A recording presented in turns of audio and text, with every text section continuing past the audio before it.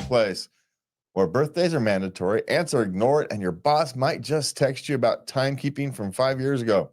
We're talking about the emotional toll of unequal recognition, surveillance paranoia, and the quiet rebellion against compliance creep. Hey, that's a mouthful this week. Yes, it is. And this is just the first section. I almost got it off. I almost managed to pull it off. All right, so we're just diving in this week. I don't have much else to say. It's been a horrendous week. It was a tiring week. It wasn't for the country. It was just a little bit much. Hey man, I had my own problems. The country can take care of itself. Well, you had a lot of work. I had a lot of stuff to do this week, so it was an emotional week. So because of all that, there's stuff you can't really do anything about. So, but we're not talking about that. We're just jumping into our conversations tonight. So what do we got started with? Okay. Well, someone asked, can we stop celebrating birthdays at work? Because it's just annoying. Yeah. It interrupts your day. And for what? And if you're not someone who doesn't particularly like celebrating birthdays, then what? I know. I've managed to get out of celebrating my birthdays. I refused to go out there one time. I wouldn't go that far. I mean, people are trying to be nice to you. I get it. But if I can avoid it, I will. I just don't have any interest in it. Because what? Are you going to give me a cake I don't like because I don't like cake? So, I don't want any more trinkets. So I appreciate the thought. But frankly, I don't want a bunch of people who can't sing me happy birthday. I get that enough at every month at, family gatherings. I've got 12 people who can't. 12 times a year, I have to listen to people who can't sing happy birthday. I don't need it any more than that. Hey, I'm included in that. I sing right along with them, and I'm probably the worst of the bunch. So I love those family nights, those family birthday nights. The family birthday nights are fine. We're just terrible at singing. That's all I'm pointing out. I'm not complaining about the family birthday nights. I'm just saying we can't sing. But I kind of get it. You shouldn't be forced to celebrate birthdays if you aren't into it. Yeah. Even kind of culturally. My suggestion is find your ways to sneak out of it. And if it's yours, try to take it from the spirit in which it is given.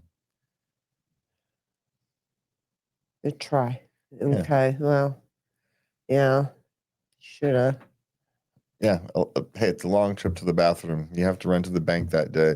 Whatever it is to get out of the birthday, you can. Oh, sorry, I got a dentist appointment at that time. Oh, I'm sorry, man. I got to go. These things can, but don't make a big deal out of it. But I do feel his pain. It's just most of the times it's just an annoyance. It can be excruciating. Yeah. When you just don't care. Well, it's not even that you just don't care. It'd be one thing if you went and you grabbed your thing, you sing happy birthday, you grabbed your cupcake or whatever, and you went back to it. But everybody uses it as a 45-minute excuse to not do anything. And I've got things to do. This is just delaying. This just means I got more work to do later. You're not helping.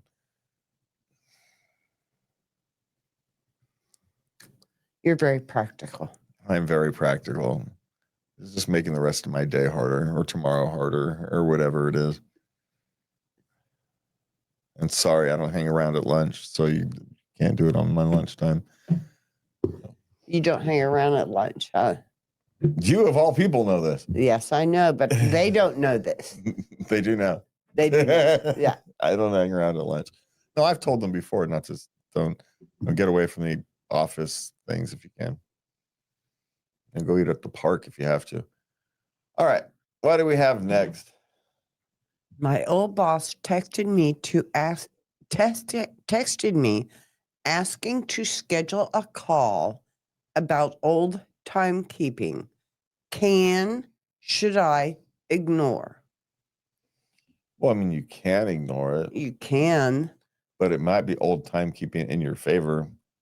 You know, maybe they have some kind of, I don't know, issue where they were supposed to be, I don't know, matching after a certain number of hours. Something like that. Do some, Yeah. some retirement matching or something. You know, or if you just don't care, you just don't care.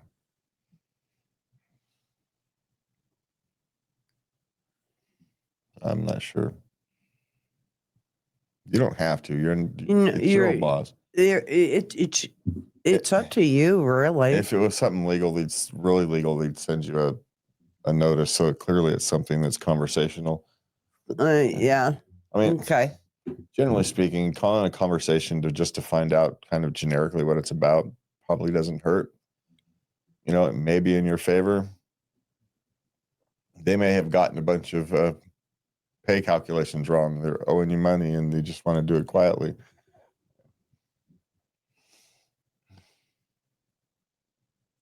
Hey, we just found out we calculated people's overtime wrong. We owe you a big check. Here you go.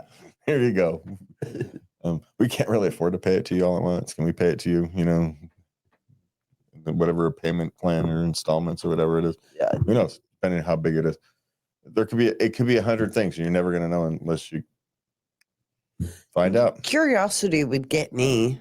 Yeah. Yeah. And it depends on the relationship. If you had a decent working relationship, then you'd call and work it out. All right. I mean, unless you were committing from some timekeeping fraud or something, then you don't say nothing.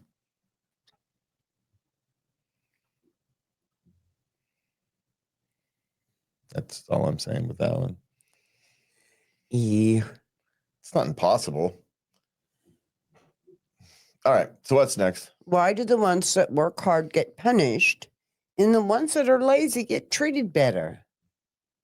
Well, I'm going to have to figure out what you mean by punished. I mean, like, they get more work to do. They have this thing called more responsibility. Yeah. Yeah. And the ones that are lazy, why they get stuck around, that can be an open question because, there's work even the best people can't do. So you need people to do the work. Yeah. Theoretical trained monkeys can do type of thing. So this has been a long time complaint since the beginning of time. So there's something intrinsic about just how it works. This has been a complaint for a while now, hasn't it? Yeah, I'm going to bet if you went back and looked at those Egyptian tiles, where they complained about everything. Yeah, they complain about how Bob's lazy and doesn't carry his weight. I'll guarantee it. Guarantee it. Ain't nothing new. No. And the reason is quite simple because you're dependable. That's why you get saddled with more work because you're faster than others and you're more dependable than others. So what are they going to have you do? Sit around, picking your nose? Of course not. Yeah. No, you're going to end up with more work to do. Hopefully they pay you better and commiserate with the amount of work you're doing, but that's a different question. Now, it's also the downside if you're working at a union place, everybody kind of gets paid relatively the same. Yeah. Anyway, which is why you get everybody who works, I don't know, 2/3 speed maybe? Because why work faster than the lazy guy? If you're going to get paid the same as the lazy guy, why work harder than him? Makes no sense. Makes no sense. Yeah. You can't blame them. It doesn't make any sense. I know. So it just is what it is. So sadly, there's not much to do about it other than, understand that you work hard and are diligent and are dependable, not because you get paid to do it. It's because that's who you are. You do it because it's you, not because of what other people do or don't do. And if you need to reward yourself for that, then you take everything you've learned at these jobs you've worked at and go create something for yourself. There you go. But, wait until you know enough. Uh, Or not. Just figure it out. It's probably how you got where you were anyway. All right. What do we have next? Okay. Unequal recognition after a major deal. Boss rewarded big and I'm dismissed. Advice? So the boss took all the credit, said you were an anchor of the thing, and well, unfortunately, the advice is post advice. Learn from this. Make sure people know your role in it before, during, and after. So you were hiding, which would be been beneficial if it did all get sour, because your boss would have gotten fired, and you wouldn't have been punished for it because no one knew you were a part of it. Yeah. The flip side of that is, in this particular thing, the boss got to reward it big and then picked his own team, essentially, is what happened, and you weren't on it.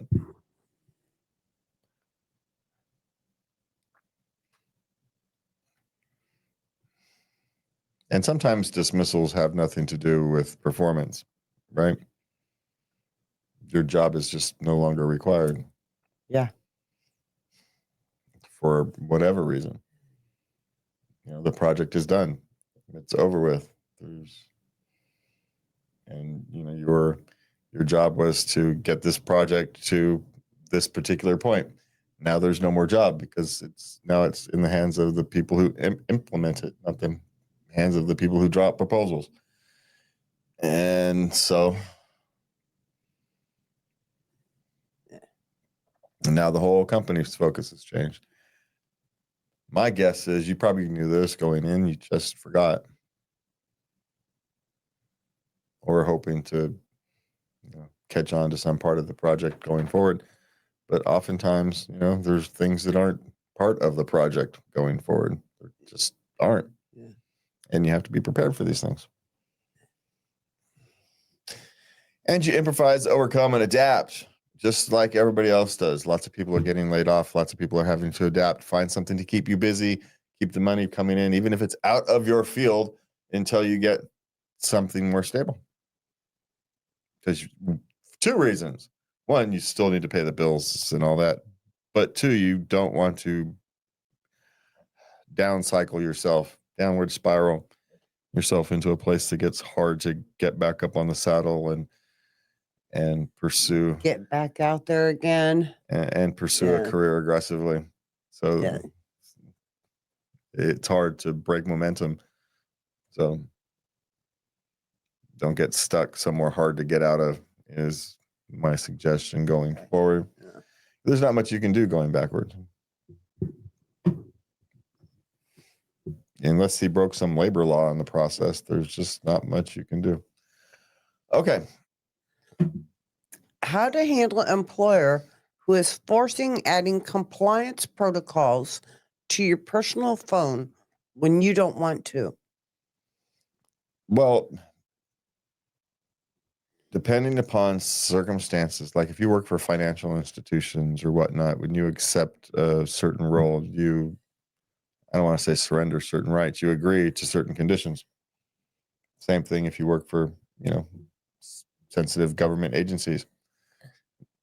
And in some roles, let's say you're a researcher at some AI company, right? You might be asked to, as part of the job, these are the conditions, simply because they're worried about, corporate espionage, which is a real thing. It is. It's actually quite a huge thing. So if you're in that kind of position, you have to make a choice. Do you want the role that the work that you're in, or do you want your personal privacy. I'm not saying one choice is better than the other. I'm just saying you have to make a choice. I mean, there may be a compromise to make that you don't bring your phone into the office building. It stays in the car. And you've got a phone that a work phone that you use when you get into the office building. Yeah. Maybe there's a compromise there. But depending upon what you're doing and who you're working with and for and who they're doing business for, this just may be how it is. And if you don't like it, you're just going to have to go find something else to do. Go work for a gaming company where it doesn't matter so much instead of some company where it does. Now, if it's just some mom and pop shop who's got a hair up his butt because he read something on the internet one time, that's actually a vastly different question, right? Well, yeah. But I'm suspecting it's more of the first. They're in a more sensitive position than they realized. And you're just going to have to realize you're in a more sensitive position than you realized. And this is part of the deal. Yeah. Yeah. It's when something seems too good to be true, it usually is. And this is the catch. The pay must be worth it, man. Maybe not. But, depending upon where you live, where you come from, maybe a sacrifice you're willing to make for a little while. Maybe not. Maybe you get a personal phone that you leave at home. And so you don't use that when maybe you have a way. Fine, you can put it on this one and you go out and buy a different one. Yeah. And you use that as the daily driver, except for work.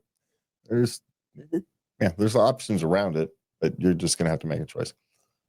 Okay. Ants in the break room. And no one cares. This is how you get ants. Yes. Yeah. People be leaving food out, huh? Yeah. Yeah. I'm sure the janitor cares. I'm sure he probably even does something. The person who has to care is you have this thing, generally speaking, either called an operations manager, maybe an office manager, depending on the size of the company and the scope of the jobs. And it's also, generally speaking, building maintenance. So those are the people you deal with. But bring it to their attention. Yeah. Have you done anything other than complain on Reddit that no one cares about the ants? Then you don't care as much as they do either. They could very well be sitting there posting their own Reddit thread. No one cares about the damn ants.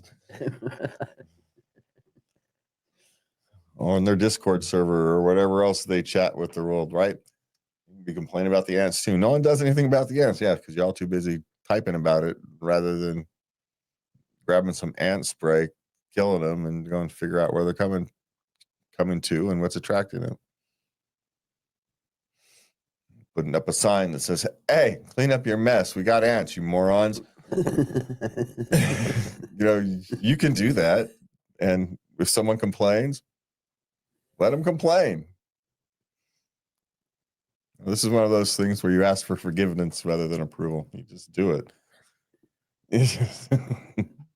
Well, someone's gross. Yeah, well, you can do those. You can do that. You can actually be a little proactive yourself.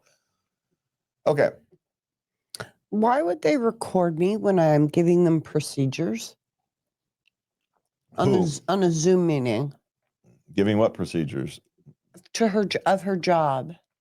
Oh, they want to be able to go back and remember them. They want to be able to reference it. You're showing them how to do something, right? Yeah. Yeah. They want to be able to remember because they're only going to remember a third of what you tell them. It's just how it is. It's nothing about these particular people. It's just how humans are. So they record it so they can go back and watch it again. They'd say, "What did she say?" She said something about that. They'll be able to go back and look at it. Yeah. Without having you to ask you for a Zoom recording or a flip deck or something. So the solution to this is to let them know that you're going to give them a recording or reference material so they don't have to, so they can be focused on. That's a good idea. So if you're worried about this, be proactive so they don't have to. They're doing this because for some reason they feel they have to. Likely because they know they're only going to remember part of it, and so they want to be able to reference it again. Knowing that, solve that problem for them ahead of time. Yeah. That's what I do with my podcast students. So it works just as well on bosses and trainees. All right, so that's it. If your job feels more like a sitcom than a career, you're not alone, trust me. Let's step out of the fluorescent haze and into the next chapter where love parenting collide. Ways no handbook ever prepped us for. So drop your thoughts and comments and comment, which question hits the hardest? What's your take on the workplace surveillance? We want to hear from you. Like, subscribe, share if this episode made you laugh, cry, or rethink your office birthday policy. Show some love. Hit that subscribe button. Have a good night, and please remember to love everybody.